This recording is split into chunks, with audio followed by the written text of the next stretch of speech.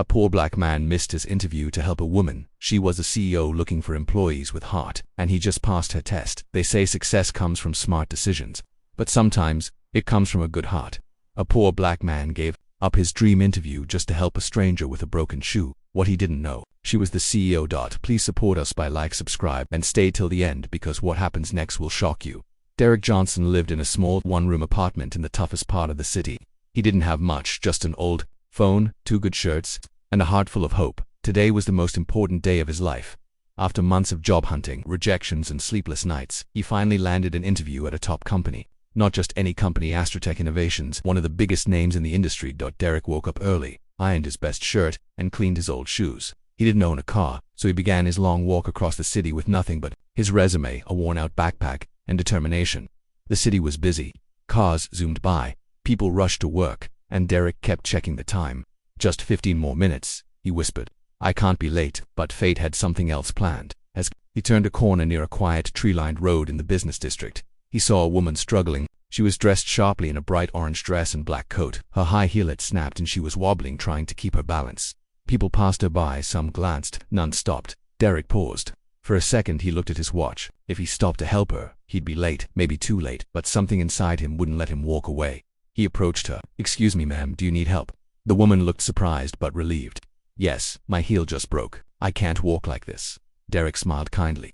Let me see what I can do. He bent down and carefully examined her shoe. He had once worked at a shoe repair store when he was a teenager. Using a small piece of string from his backpack and a paperclip, he managed to secure the heel in place. It wasn't perfect, but it worked.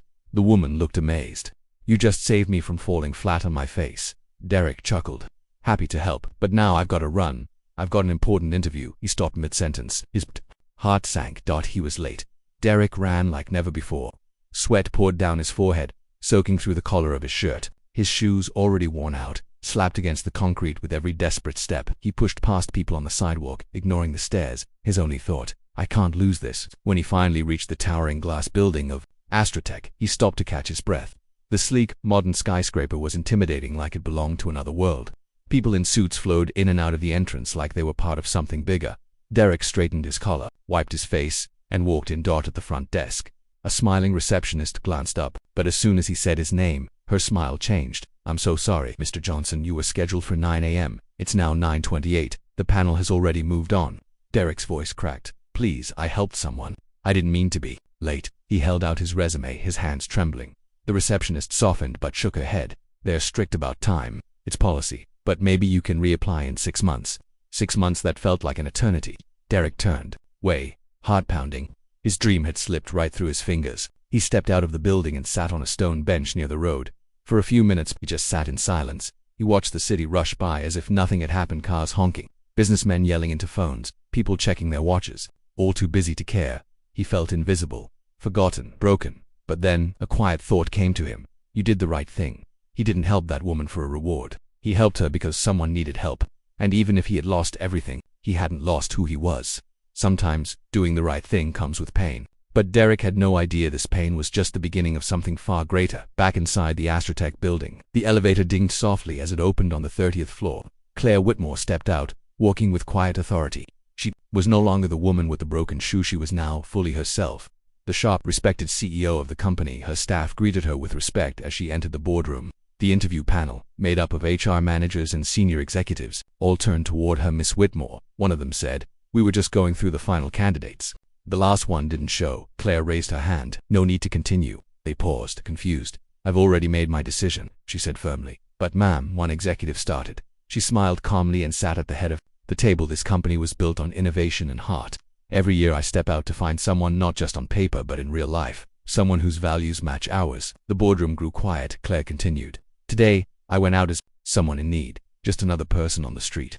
Hundreds walked past me. Some glanced, most ignored. But one man, he stopped. She looked around the room. He didn't know who I was. He didn't care about my clothes or my title. He saw a woman struggling and gave up his own dream interview to help. The HR director leaned forward. He was one of our candidates. She nodded yes. Derek Johnson. The room murmured in surprise. He didn't just pass the interview, Claire said. He passed the test of humanity. And in my company that matters more than any degree or resume. One executive slowly clapped. Then another. The rest followed. Claire leaned back and whispered to herself with a smile, Let's see what the world looks like when people like him lead it. 3 days later, Derek was still trying to stay positive. He had applied to more jobs, but deep inside his heart was heavy. Then his phone rang. Hello, is this Derek Johnson? Yes, who's calling? Claire Whitmore, CEO of Astrotic. Derek froze. Well, what? She laughed gently. I owe you a thank you. And a job. Derek was speechless. I was the woman with the broken heel. You helped me when no one else would. And more than that, you gave up your own opportunity just to help a stranger. Tears welled up in Derek's eyes. I'd like you to join my company. Not as a junior. I want to put you in our leadership development program. I believe you have what it takes. Derek almost dropped the phone. He couldn't believe it. Not only did he get a job, he was being trained for leadership, from helping a stranger to working alongside a CEO. 1 year later, Derek stood in front of a crowd at Astrotech's annual company event. Dressed in a sharp suit, he held the microphone with confidence.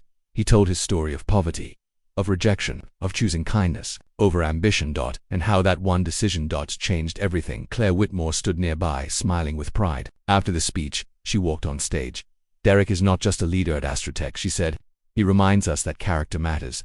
In this company, we don't just hire smart minds, we hire good hearts. The crowd applauded. Derek had not only gained a job, he had gained a new life, a mentor, a future, and more importantly, a lesson that doing the right thing is never wrong. And from that day forward, Claire's hiring policy changed. No matter your degree or your background, if you have the heart, you have a place here. They say no good deed goes unnoticed. Derek didn't lose an opportunity, he found his destiny. Comment what you would have done in his place.